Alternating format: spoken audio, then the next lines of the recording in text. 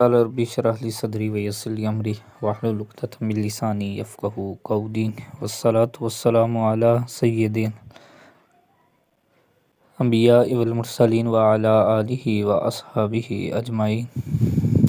حضرت عمرو بن امیہ، آپ کا نام عمر، کنیت ابو امیہ، آپ کے والد کا نام امیہ بن خوائلد۔ حضرت عمر بن امیہ آغاز اسلام میں مسلمانوں کے مخالف تھے۔ آپ نے غزوہ بدر، غزوہ احد میں مشرکین مکہ کی طرف سے شرکت کی، بہادری کے اپنے جوہر دکھائے۔ عمر بن امیہ غزوہ احد کے بعد نبی کریم صلی اللہ علیہ وسلم کی بارگاہ میں حاضر ہوئے اور مشرف بہ اسلام ہوئے۔ یاد رکھیں یہ ہمارا صحابہ کرام میں تیسرے صحابی ہیں جن کا تذکرہ آج ہم پڑھ رہے ہیں۔ تو حضرت عمر بن امیہ غزوہ احد کے بعد اللہ نے انہیں اسلام کی دولت دی۔ حضور نے ان کو فوراً پالیسی میں یوں کہنے کہ اسلام کے داعی اور سفیر بنایا۔ حضرت نجاشی کے دربار میں سفیر اسلام، کسی ملک کی خارجہ پالیسی میں سفارتکاری کو اہم حیثیت حاصل ہے۔ سفارتکاری کے ذریعے سے دوسرے ممالک کے ساتھ معاشی اور سیاسی تعلقات مضبوط ہوتے ہیں۔ 6 ہجری میں نبی کریم صلی اللہ علیہ وسلم نے حضرت عمر بن امیہ رضی اللہ عنہ کو شاہ حبشہ نجاشی کے پاس اسلام کی دعوت کا خط دے کر بھیجا، اور اس دور میں آقا نے جو سب سے بڑا کام کیا تھا وہ یہ کہ پیارے آقا مصطفیٰ کریم جان رحمت نے مختلف ریاستوں کے بادشاہوں کے نام جو ہے وہ خطوط لکھے تھے۔ انہی میں سے ایک نجاشی بھی ہے جس کو اللہ نے یہ صفات دی کہ یہ اسلام قبول کرتا ہے۔ تو اس خط میں نجاشی کو دعوت اسلام دینے کے علاوہ مہاجرین کی میزبانی کی سفارش اور حضرت ام حبیبہ کے ساتھ نکاح کا پیغام بھی شامل تھا۔ اور یاد رکھیں یہاں پہ کہ حضرت ام حبیبہ یہ ابو سفیان جو اس وقت ابھی اسلام قبول نہیں کیا تھا، لیکن پھر اللہ نے انہیں بھی اسلام کی دولت دی۔ حضرت امیر معاویہ رضی اللہ عنہ جو حضرت ام حبیبہ کے بھائی بھی ہیں اور حضرت ابو سفیان کے بیٹے بھی ہیں، ان کو بھی اللہ نے اسلام کی دولت دی بعد میں۔ تو نجاشی نے نبی کریم صلی اللہ علیہ وسلم کی دعوت پہ لبیک کہتے ہوئے جعفر بن ابی طالب کے ہاتھ پہ اسلام قبول کیا۔ سیریا میں شرکت۔ نبی کریم صلی اللہ علیہ وسلم کے زمانہ میں جو جنگیں لڑی گئیں، تو جس جنگ میں آقا بنفس نفیس شامل ہوئے اسے غزوہ کہتے ہیں، اور جس جنگ میں آقا خود شامل نہ ہوئے ہوں اسی سیریا کہا جاتا ہے۔ تو حضرت عمر بن امیہ نے نبی کریم صلی اللہ علیہ وسلم کے حکم سے ایک سیریا میں شرکت کی۔ ابو سفیان کے حکم پر ایک اعرابی نے مسجد نبوی میں نبی کو نعوذ باللہ قتل کرنے کی کوشش کی۔ اس حملہ کرنے سے پہلے ہی نبی کریم صلی اللہ علیہ وسلم نے اس کا ارادہ بھانپ لیا۔ نظر نبوت نے اس معاملے کو دیکھ لیا، صحابہ اکرام نے اس کو گرفتار کر لیا، چونکہ اس سازش کا اصل محرک ابو سفیان تھا۔ لہٰذا نبی کریم صلی اللہ علیہ وسلم نے، یہ اس وقت کی بات ہے جب ابھی ابو سفیان نے اسلام قبول نہیں کیا، لیکن فتح مکہ 8 ہجری میں ابو سفیان مسلمان ہو چکا، لہٰذا جب اسلام قبول کر لیا اب تعظیم واجب۔ تو نبی کریم صلی اللہ علیہ وسلم نے حضرت عمر بن امیہ، حضرت سلمہ بن اسلم کو ابو سفیان کا کام تمام کرنے کے لیے مکہ مکرمہ بھیجا، لیکن وہاں پر قریش مکہ کو خبر ہونے کی وجہ سے یہ لوگ واپس نکل آئے۔ راستے میں ان لوگوں کی ملاقات عبداللہ بن مالک بنو حذیل کے ایک آدمی سے ہوئی۔ حضرت عمر بن امیہ نے عبداللہ کا سر قلم کر دیا۔ حضرت عمر بن امیہ شجاعت و بہادری، جرأت و دلیری میں عربوں میں ممتاز تھے۔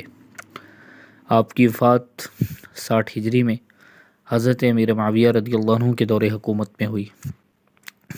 آپ رضی اللہ عنہ مدینہ منورہ میں دفن ہوئے۔ حضرت عبداللہ بن امیہ سے مروی 20 احادیث کتابوں میں ہیں۔ صحابہ کرام کی زندگیاں ہمارے لیے مشعل راہ ہیں، ہمیں چاہیے کہ ان کے نقش قدم پہ چلتے ہوئے اللہ کے اور اس کے رسول کی اطاعت میں اپنی زندگی بسر کریں تاکہ ہماری دنیا و آخرت کامیاب ہو سکے۔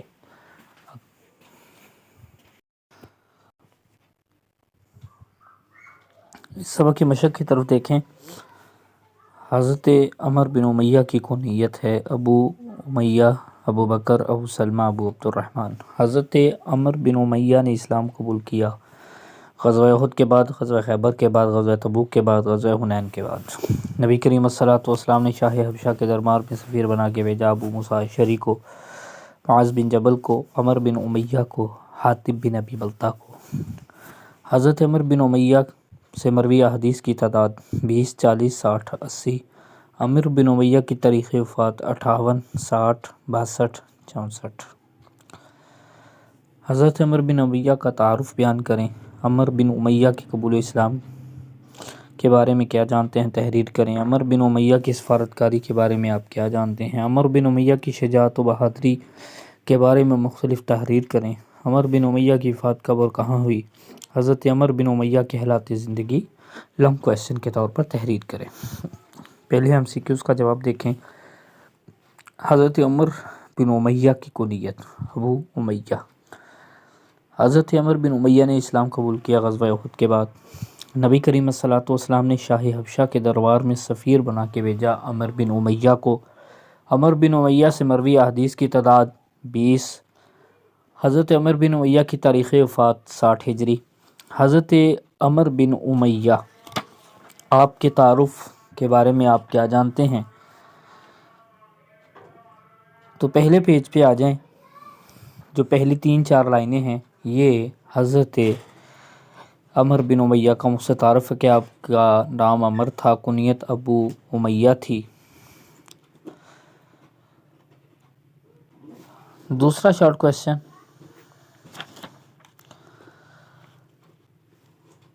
قبول اسلام کے بارے میں آپ کیا جانتے ہیں؟ تو اسی پیرا میں آخری لائن دیکھیں۔ حضرت نے غزوہ احد کے بعد نبی کریم صلی اللہ علیہ وسلم کی خدمت میں حاضر ہو کے اسلام قبول کیا۔ آپ کی سفارتکاری اسی میں نیچے والا پیرا دیکھیں۔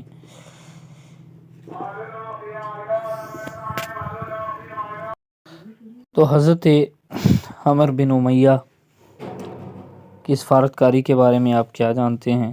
تو حضرت عمر بن امیہ 6 ہجری میں نبی کریم صلی اللہ علیہ وسلم نے عمر بن امیہ کو شاہ حبشہ نجاشی کے پاس اسلام کی دعوت کا خط دے کر بھیجا۔ تو حضرت عمر بن امیہ کی شجاعت و بہادری، یہ سریا میں شرکت ان کی بہادری کا ایک واقعہ ہے۔ اور آخر میں لائن، حضرت عمر بن امیہ شجاعت و بہادری، جرأت و دلیری میں عربوں میں بڑا ممتاز مقام حاصل تھا۔ آپ کی وفات کب اور کہاں ہوئی؟ تو پیج نمبر 81 پہ دیکھیں۔ 60 ہجری میں حضرت معاویہ رضی اللہ عنہ کے دورے میں آپ کی وفات ہوئی اور مدینہ منورہ میں آپ دفن ہوئے۔ لانگ کویسچن دیکھیں۔ حضرت عمر بن امیہ کے حالات زندگی، تو ابتدا سے لے کر انتہا تک یہ لانگ کویسچن ہے۔ دعا کیجیے اللہ تعالیٰ ان صحابہ کے توسط سے ہماری زندگیوں میں فیض نور عطا فرمائے، ہمیں صحت والی زندگی، نفع والا علم عطا فرمائے، ہماری جائز حاجات کو پورا فرمائے۔ وما علیہ الا البلاغ المبین۔